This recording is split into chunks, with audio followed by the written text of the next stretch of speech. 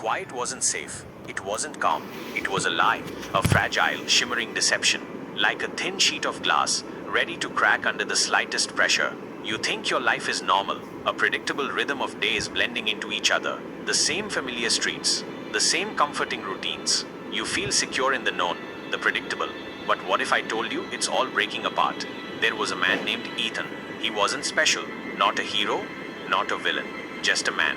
Ordinary in every way. He lived in the forgotten part of the city, where the streetlights flickered off-beat, casting long, distorted shadows that seemed to move when you weren't looking.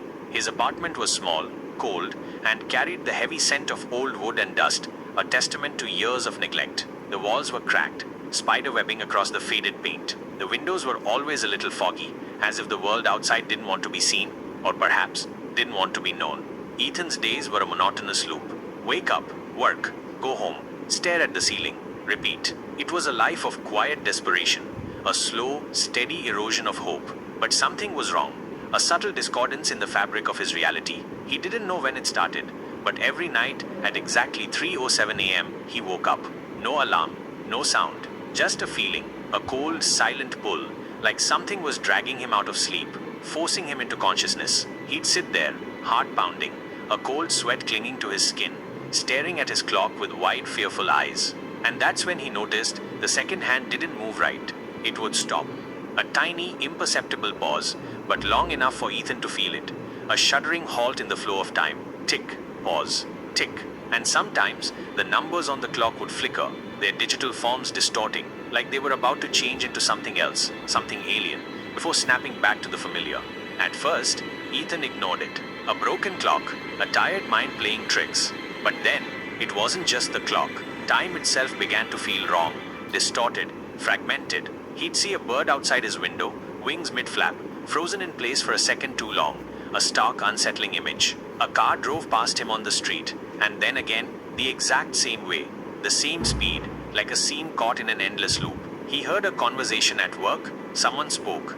Then, a second later, said the exact same words again. A chilling echo of the present. And once he saw a brick wall flicker, revealing an old stone doorway behind it, a relic of a forgotten past, a doorway that wasn't there when he blinked.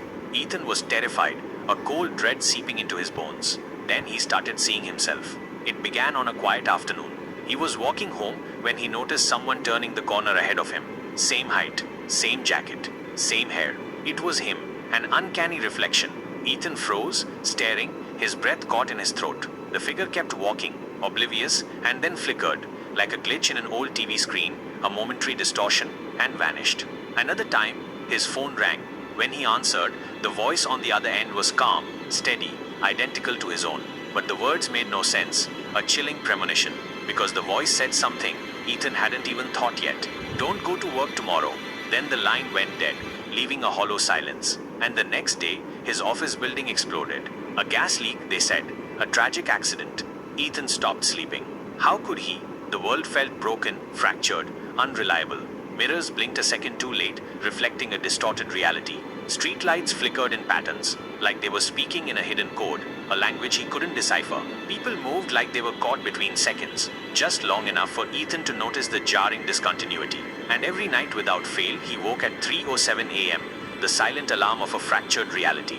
But one night, something even worse happened. The clock didn't just pause. It stopped, the second hand frozen in place, an unmoving sentinel. Yet the world didn't freeze. The wind still howled outside, a mournful cry. Cars still rumbled in the distance, a constant, low thrum. Time kept going, just not the clock, a stark, unsettling anomaly. And then a voice, not from his phone, not from outside, but from behind him, a calm, familiar whisper. You're starting to see, aren't you? Ethan spun around, his heart pounding against his ribs. No one was there. No one except himself, an older version of himself, standing in the doorway, a spectral figure, silver hair at his temples, faint scars across his face, a map of lives lived, his eyes glowing softly, swirling with colors Ethan didn't recognize, a kaleidoscope of temporal energies. But his mouth didn't move. The words echoed in Ethan's mind, this is only the beginning. And just like that, the figure vanished. The clock ticked forward again, resuming its relentless march. Ethan was alone, but not truly. But the next day, the memories started, flooding his mind. Suddenly, Ethan remembered standing in a massive library made of glass, filled with books about time travel. He remembered crafting strange machines with symbols he didn't understand. And then he remembered wars, battles across broken timelines, a futuristic city of steel and smoke, leading armies against enemies who wore his own face. He remembered dying over and over in lives he never lived. Most of all, he remembered standing at the edge of time itself, as his older self whispered, "Time isn't a line, it's a mirror."